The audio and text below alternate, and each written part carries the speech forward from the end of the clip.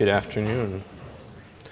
This is a talk about data science and Clojure. I am Soren Macbeth. That's my Twitter handle. I like to get this one out of the way very quickly. What is data science? I like this definition that I made up, which is stuff a person who's data. Yes, that is the best definition, I think. I work at a company called YieldBot. We are an intent marketplace, which is to say an advertising technology, everyone's favorite. If you know how AdWords works, we are very similar, except we're not Google and we don't advertise on search result pages. What we do is, yes, you're welcome. We basically resolve every page view from the publishers that are in our network. These are premium publishers like Martha Stewart, or if you've ever searched for a recipe online and you don't run an ad blocker, like I do, then you have seen one of our ads probably. So we resolve these pages into sets of keywords and aggregate them and sell them to advertisers the same way that they might buy search keywords. We are about 80 people. We have an office here in Portland. The data team, except for one, is located here. We have offices in New York and Boston and other places. We are a big data company. We currently process about 1 billion page views a week across the publishers in our network. This colors the type of data science that we do. And it's one of the things that Clojure lends itself to very well. So how do we deal with data science for 1 billion page views a week? We use a lot of these technologies: Kafka, Storm, Spark, Mesos, all of the large distributed computation engines that, you know, how many people have used Hadoop before? Wow, that's just scary. Okay, good. We don't use Hadoop anymore, and I'll get to that in a little bit. So I feel sorry for everyone. It's not good. We do a lot of machine learning on all of this data. I think we cover like the 4 major bases of machine learning. We do a lot of text processing, as I mentioned.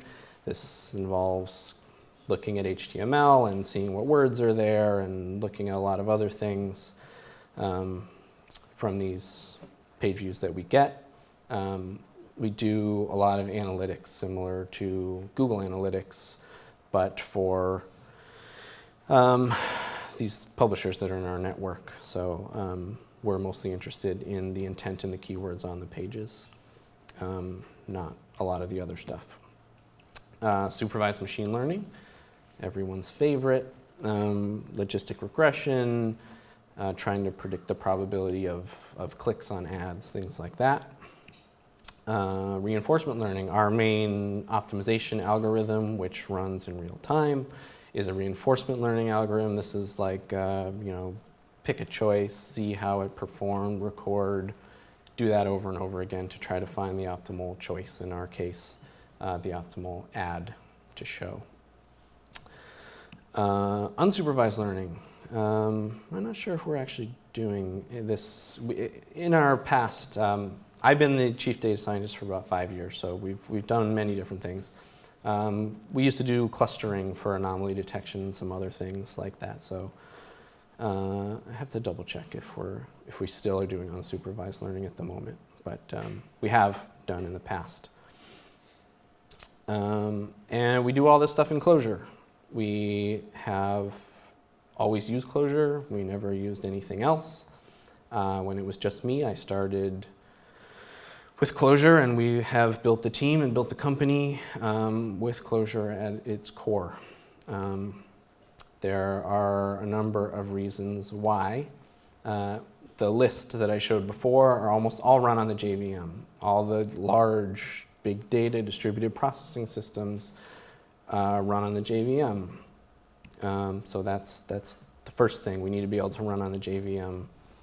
That limits our choices pretty substantially. The REPL, I think, is huge. I think it's why a lot of data scientists like Python or these other things, we do exploration, data exploration, being able to mess around, load data, look at it in different ways, mess around with it. I don't think it makes sense to do data science without a REPL R, right? Just a REPL. Clojure is fun, and this is the one that matters the most to me because I have to write whatever language it is every day. Clojure is fun. It's been fun since I use it. I enjoy writing it, so I force it on everyone else in my team. I think the most interesting thing about Clojure and it being on the JVM is the delta between prototyping some code and actually getting it into production is essentially zero. We write the code, we can test in a REPL, we write tests, we work with a little bit of data or a lot of data, jar it up, ship it off to whatever distributed processing system it's going to run, try and run it on a lot of data, maybe tune it a little bit, but really it's write it on your local machine, jar it up, send it off, and you're done. So this is, I think, very different than a lot of other places that do data science. We all write code, we all ship code to production. This code is at the core of our business. It's how we make money, the optimization, critically important. So I don't like the idea of having to write something in R and sort of test something out and then maybe ship it off to another engineering group who writes Java and or God forbid Scala and gets it to run and has to translate it. I don't think that's necessary. It's allowed our team to stay very concise and small and do a ton of stuff because we can all work in parallel. We can all work very quickly. We work in a REPL. When we're done, we're done. So way back in ancient history, 2011 or so, I had to start writing some code for Hadoop. And at the time, there was sort of like the vanilla Java Hadoop things, which was a definite no. There was Pig, which I sort of tried for a very brief amount of time, and that was okay until you want to do anything remotely interesting besides like grouping and counting. So then you had to write Java and the Pig's Java API, and it's come a long way since then. There's now language things in UDFs or something that I don't pay attention to. But fortunately, Nathan Mars released Cascalog about the same time. I had never written Clojure, but it was interesting, and I had sort of was aware of Clojure before this, so this gave me an excuse to kind of learn Clojure, write Hadoop code that wasn't actually terrible to develop. I could go quickly. It was just me. I had to write a lot of stuff. So the speed of development was the thing that, after I got over the hump of learning Clojure, made it worthwhile, and it's the reason we kept doing it. And we did it for a number of years and went through various machinations, and I grew to hate life and Hadoop and myself. Not Cascalog. Cascalog was good. I liked writing data log. It was trying to get it to run on clusters of various types. We used EMR. We used our own clusters at some point. We used spot instances. We did all sorts of crazy things. Cascalog was good. Again, the testing was much, much better than anything else that was out there. Like vanilla Hadoop didn't really have any good testing story. I don't think Pig did either. they just weren't good. Being able to write a little function in a REPL, and the whole your Hadoop job ran right in Emacs, so you could test it, actually test the thing, and then be pretty confident that it was going to work, and that was much different. So that's what kept us going on Cascalog. And in December of this year, finally, we got rid of our last Hadoop job. And so we don't run Hadoop anymore, and life is great. What we replaced it with was Storm. And so Storm came with a very nice Clojure DSL. A lot of the core of Storm, again, written by Nathan Mars, was Clojure. So it had a nice Clojure API that we were able to start using right away. So we didn't have to do any of the work there. We got it going quickly. We already knew Clojure. It was very straightforward to start writing this stuff. A lot of the libraries that we had, we favor writing small libraries so that they're reusable, transferred over into Storm with no work. So that was all very good. And shortly after that, Nathan released something called Trident, and I don't have a good sense for how popular Trident is. I don't see a lot about it in the mailing list. I'm not sure how much of a success it was in the Java community or the other communities that write Storm topologies. But we liked it. We liked it very much. We liked it so much that we wanted to use it, and we didn't want to write Java, so we wrote something called Marceline, which we've open sourced. And Marceline is just a Clojure DSL on top of Trident, the Java library. I don't know how familiar, how many people have used Storm or know about Storm at all? Less. Okay, well, Storm has the concept of topologies, and a topology is just a streaming computation, some computation that you want to do forever, streaming in data, storing the results somewhere for some other system to consume.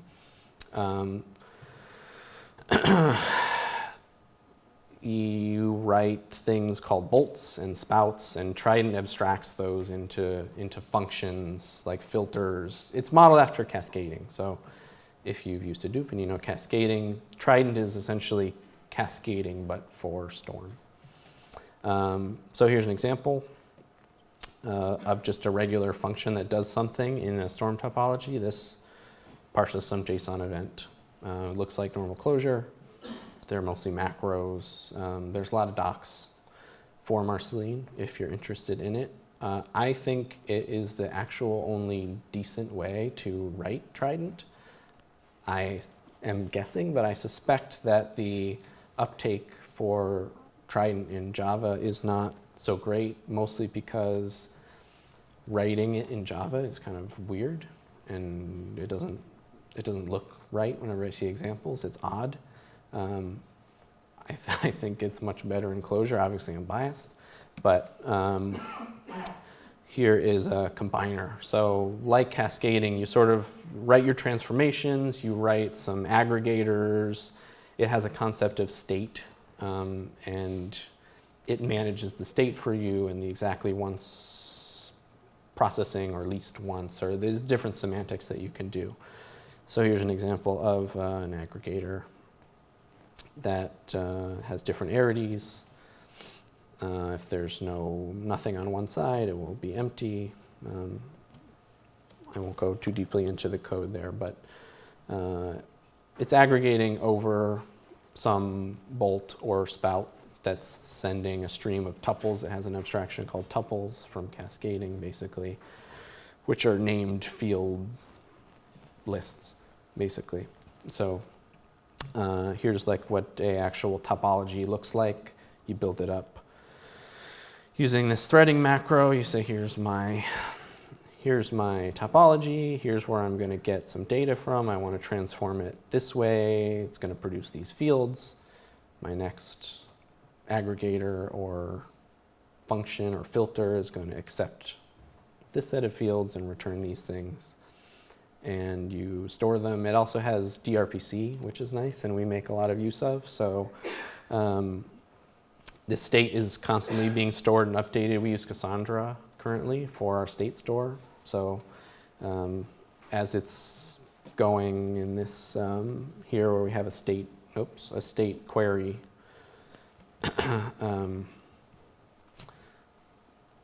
it will, I'm losing my plane. Yes, that's marceline.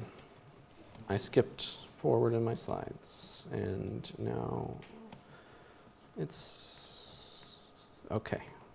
Good. Flambo. How many people know about Spark? Spark, yes, lots of Spark people. Good. Flambo. Yes, good. Flambo is our Clojure DSL on top of Spark's Java API. I'm very grateful for them for producing a Java API because I didn't want to wrap Scala, which is why I ignored it for a very long time. And I looked at it 6 months ago or so, and they had released a Java API that was fairly nice. And so we wrote a little DSL for it. We actually borrowed, I don't know, is anybody from the Climate Corporation here? I think they're here at the conference. Yes, the Climate Corporation, who has also done some Cascalog stuff, they had something called CLJ Spark, which was sitting around. So we picked that up and started adding to it and renamed it. And expanded a bunch on it and are using it in production now. So it's similar to the way that marceline looks. You write functions that mirror the Spark Java API functions, map, filter, reduce, fold, all the things that you're used to are there. It even looks a lot like the Scala, if that's not a horrible thing to say. I think you can look at a Scala example and figure out what it would look like in Flambo pretty easy. So again, this is all just Clojure stuff. The reason we have a def Spark function is so that we serialize. They're serializable functions. We didn't have to do that in marceline because everything gets compiled. There's no concept of a REPL in marceline, really. You can run topologies locally for testing, but there's no interactive REPL in Storm. Flambo does have a REPL, and so we wanted to be able to do interactive stuff in Spark on a cluster in a REPL. So we serialize the functions and we shift them around. So when you define a function in the REPL, it gets serialized up and deserialized in the JVM worker processes. You don't have to think about any of that. You just use this def Spark function macro, and it'll do all that. You can use higher order functions. You can write normal Clojure.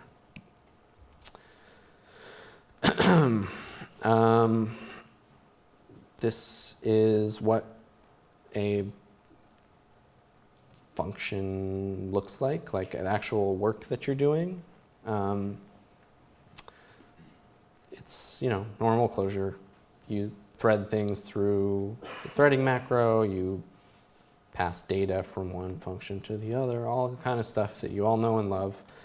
It feels a lot like writing normal Clojure. And so taking something that runs locally or some, you go and you bang out some logistic regression implementation in Clojure, porting it over to Flambo and getting it to distribute and run is really cool. I guess quickly on the way that Spark works for anyone who doesn't know, has this thing called an RDD, resilient distributed data structure, and it makes these things and shoves them up in memory, and then has a planner that ships around sort of the transformations, their dependencies, and the data all together so that if a task fails, it can regenerate its dependencies. So it's all very nice. Everything's in memory. It's really fast. For anything that's like iterative machine learning stuff where you have to go back over the same data set, that Hadoop is absolutely atrocious at. Spark does extremely well. So we had a lot of things like that we'd written in Cascalog that were not pretty. So this was an obvious thing for us to try. And it works great. It's super fast. We have a bunch of different jobs. Our supervised learning stuff is all in Flambo. We do a bunch of aggregations and things for analytics and a bunch of other stuff in Flambo now. What slide is actually up there now? Good. So I have a quick demo. Because this is Clojure and because it's just a jar, you can like put a nREPL server in it and then run that on your cluster and connect to it and do data science on it. So let me make sure my video is going. Yes.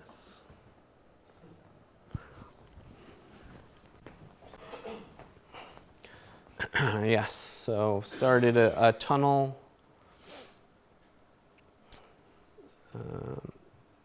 Going to connect to the nREPL from Emacs.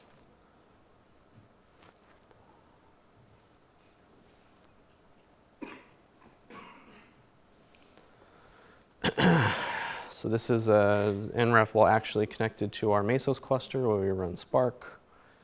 Load up a namespace. We have a bunch of Parquet files that live up in S3 there. So Java, did the Java update thing pop up yet? That's my favorite part. So that's the configuration. You define a configuration, make a Spark context, which is what has the references to all the different RDDs and data structures.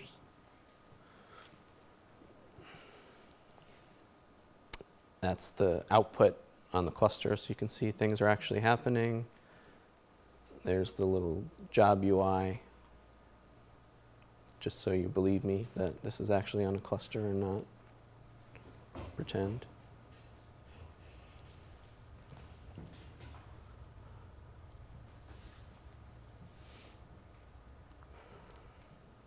So I don't actually do it here in my little demo. This is just going to read a day's worth of Parquet files.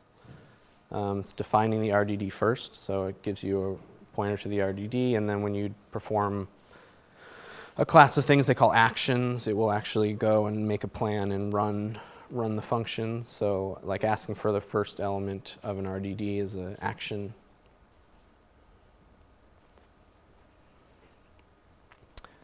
And starts doing things.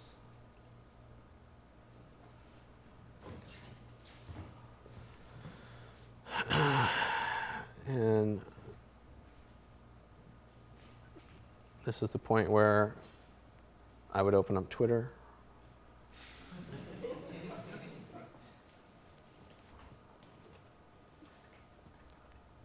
But for those of you that aren't data scientists, I recorded the entire 7 minutes that this takes to run. There it is. Java wanted me to update. And there's the first element of our Parquet file. So this is on my local Emacs. I've got a REPL. I can do all the things you can do, but I'm connected to the cluster, so loading the whatever 30 gigs of data that it read through there. So the count thing actually has to count every single thing. RDDs are partitioned, so if you're doing operations, it'll keep partitions around, and you can just go to certain partitions to get data back. First was very fast because it just got like the first chunk out of the Parquet file and returned that. Count is actually going to have to go through and count all of the partitions. So this actually takes much longer. And rather than make you sit here for the 7 minutes that it took, I'll just assume that you believe me. So Clojure's been really, really good for us. It's been great. As the Clojure community has expanded, it's allowed us to do a lot of other things with it. My team gets a lot of requests for data or analysis or ad hoc things.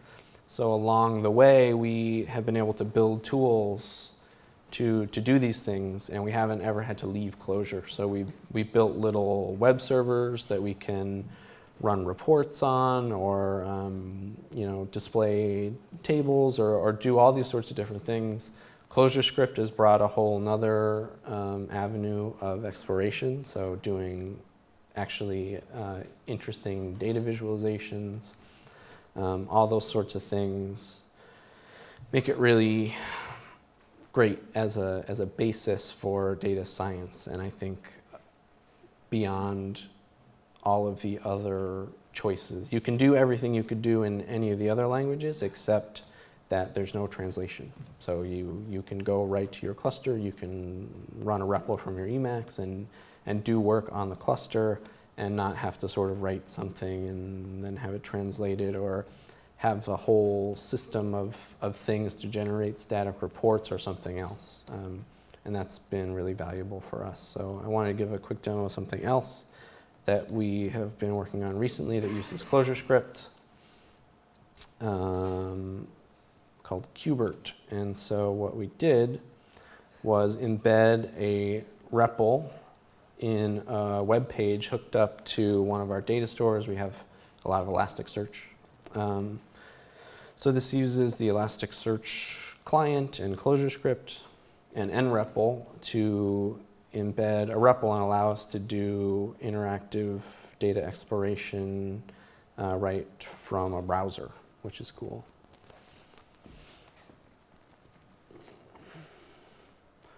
So that's just a normal map.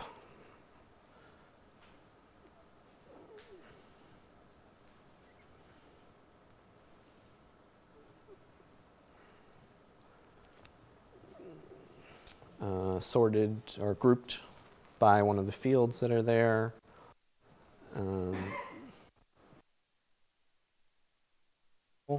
It'll generate a nice HTML table. As I like to call them.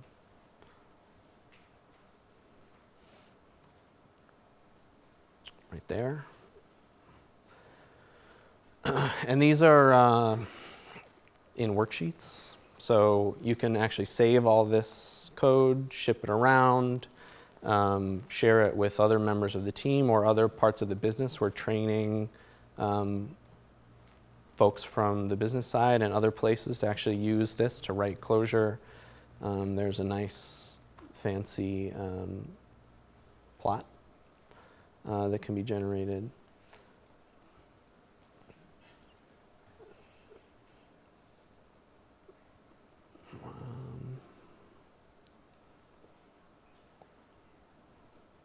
Another one.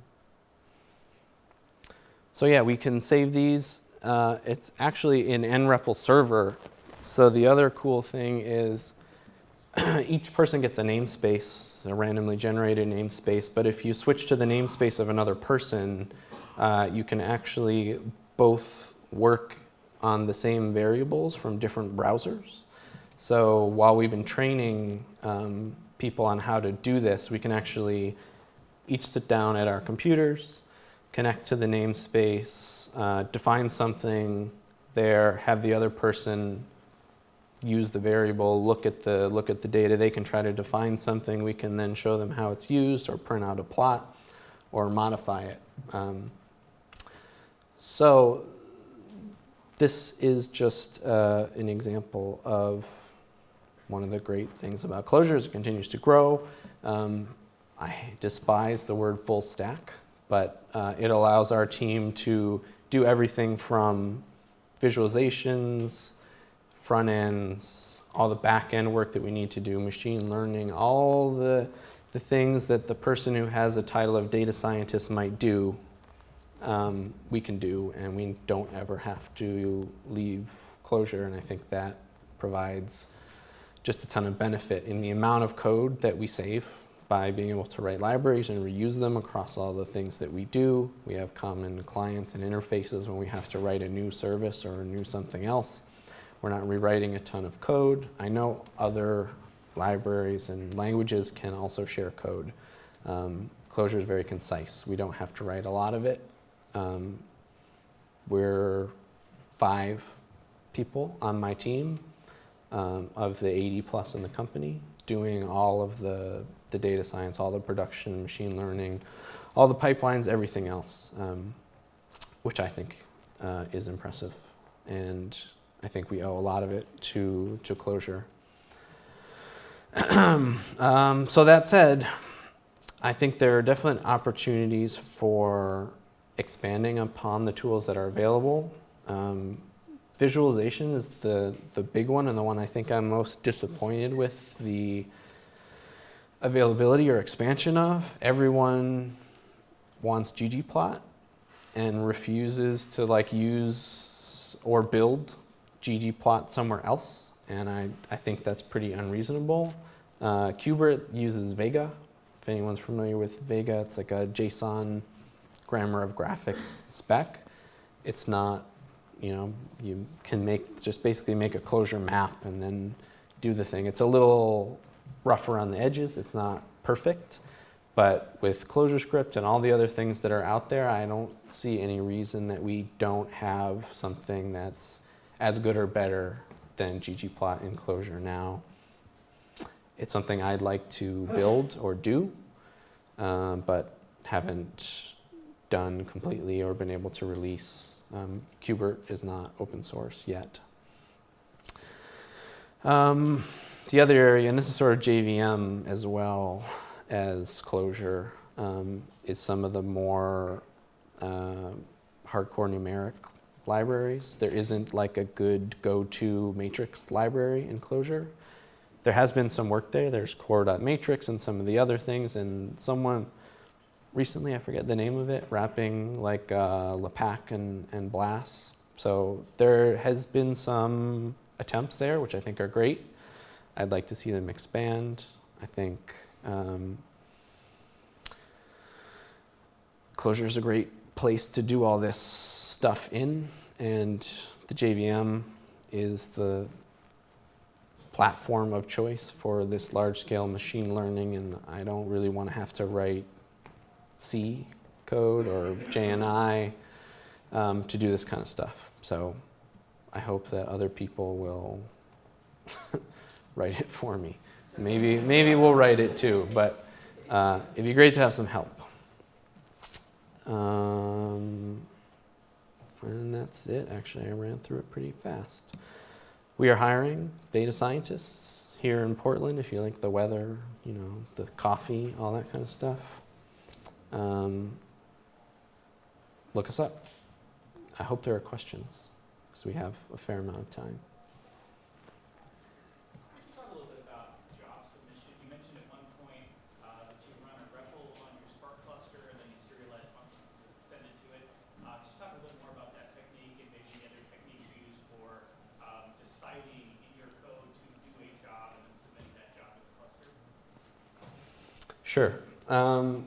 So for Flambo, for the most part, you just use normal uberjar semantics. So you can define a main function where you actually do your work. You create the context that's necessary.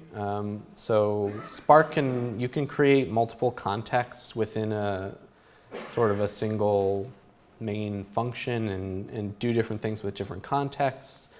But the way that Spark works, it's really just kind of up to you. You have a jar and you submit it and you tell it what namespace, what class to run. And you don't have to do anything special. It will just call the main function of that class. So like for the REPL, the example that I showed, the main function just starts the nREPL server. And that's all it does. It just, Spark has a submit script that will put the jar somewhere accessible to the cluster, depending on the cluster manager. We use Mesos, but It looks the same regardless of whether you're using Yarn or Mesos or whatever. You just run that Spark submit command, send it your jar, tell it what the main class is, and it'll just start it up. So you don't have to think about that. In Spark, the abstraction between local stuff and cluster stuff is pretty clear. Anything that's an RDD is going to be distributed. And the actions that I mentioned that actually pull data back to what they call your driver. So that's the thing that you submitted. The driver program is the thing that will actually create the context and RDDs and the other stuff. Actions pull data back to the driver. So you can do local computations on your driver. You can run a big reduce to get a small set of data that's going to fit in your driver's JVM, return it, do normal Clojure stuff or whatever you want to do, dump it in an Elasticsearch store, send it to Kafka, or do whatever you want from your driver program. And in practice, the semantics are very clear. Whenever you have an RDD, you're doing distributed things. Otherwise, you're working with normal Clojure lists and whatnot. And all of the function serialization and all that other stuff is abstracted away. You don't have to think about it. It uses Cryo, the serialization business. Spark supports that. So when you set up a Flambo job, it does a bunch of stuff in the background for you for the context to register all the different serializers for Clojure data structures and for the functions and all that other stuff. So you just use the macros when you want RDDs, and when you pull things back to your driver program, you're using normal Clojure data structures. Hey, I'm a little curious to hear about your experience moving away from Hadoop. At old job, we were very much a Hadoop shop, a brick and mortar thing, and I would ever hear of it. And there was certainly a certain amount of sunk cost. It was, we have all this stuff in HDFS, we'll never be able to move to another thing. What was that like for you? Yeah, we were, I guess, somewhat lucky.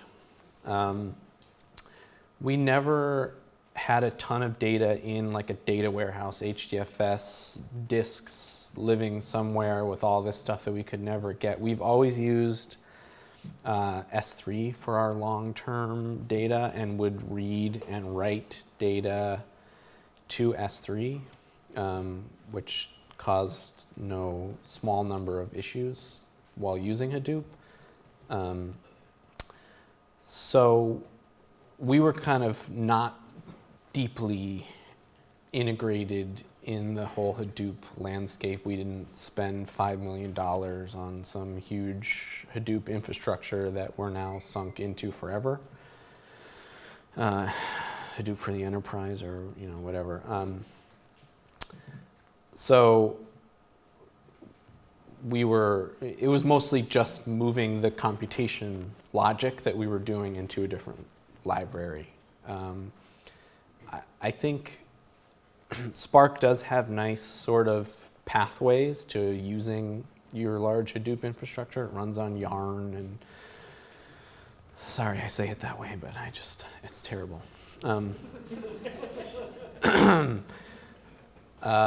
So you can use a Hadoop cluster to run Spark jobs, and I think that's a great avenue for like a larger shop or someone who can't just wholesale move away. HDFS is actually the only useful part of Hadoop, I think. Spark still, unfortunately, uses a lot of Hadoop libraries, like inputs and outputs. You can use Hadoop libraries for that, which is nice. Like the Parquet stuff, there's Hadoop input and output formats for Parquet, so you kind of just get it for free. And you can use S3 as an HDFS thing, so that's how we have sort of always interacted with it and still do.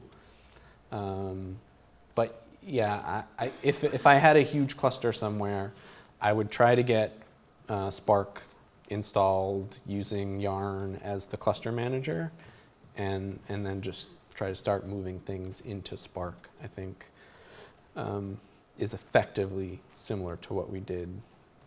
I wouldn't choose that as my optimal way to run Spark, but it's certainly a path away from MapReduce to Spark. Do you have a go-to set of libraries you use for text processing in NLP, or have you rolled your own? We use Lucene for most things. For tokenization, we don't do a ton of really heavy NLP. We use TF-IDF in a lot of places. It's not crazy amounts of NLP, so mostly we need fast tokenizers and cleaners and things like that. And we use Lucene for most of that. What are your thoughts on Gorilla Rebel? It seems really similar to Qbert in a lot of ways. And was that something that you know about yet when you were building Qbert? Yep, yeah, we looked at Gorilla REPL, we played around with it, and we tried actually to use it first. And the architecture of it, and this may have changed, it was a few versions ago, it didn't want to be run like as a service. It was very much tied to running on a local machine interacting with code. It didn't like being set up as a server where multiple people were connecting to it. And the bulk of it is actually JavaScript. There's not a lot of Clojure script stuff in there really. So we sort of, none of us know JavaScript. And so we gave up really trying to get it to do what we wanted. There's another one called Session, I think, which we pulled some stuff out of for Qbert, and some of the other things. But it's really just, you know, an NREPL client, and there's probably actually easier ways to do it now. I know they've been doing a lot of better REPL support in ClojureScript very recently. So it might be even easier than it is now, but we have like Emacs key bindings in there and syntax highlighting and some other stuff.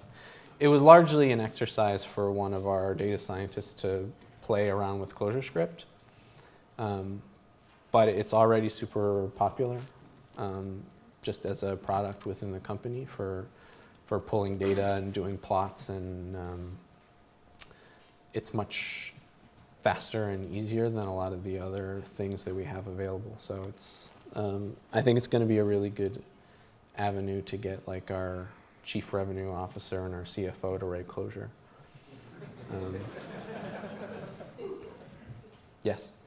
Have you open sourced any of your Clojure implementations of some of the basic machine learning algorithms? We have not yet. We will. So Spark has something called MLlib, which has a bunch of machine learning algorithms. We did that. We kind of wrapped some of it or ported some of it. Like I said, you can kind of look at it and just sort of write it as Clojure very easily. We found some of the implementations to be a bit suspect there, not the way that we would prefer to implement them. So we've kind of rewritten some of that. And yeah, when we have sort of a more complete or more useful set of things on top of Flambo, we will open source it. Last question. No more questions. No more questions. Thank you all for listening.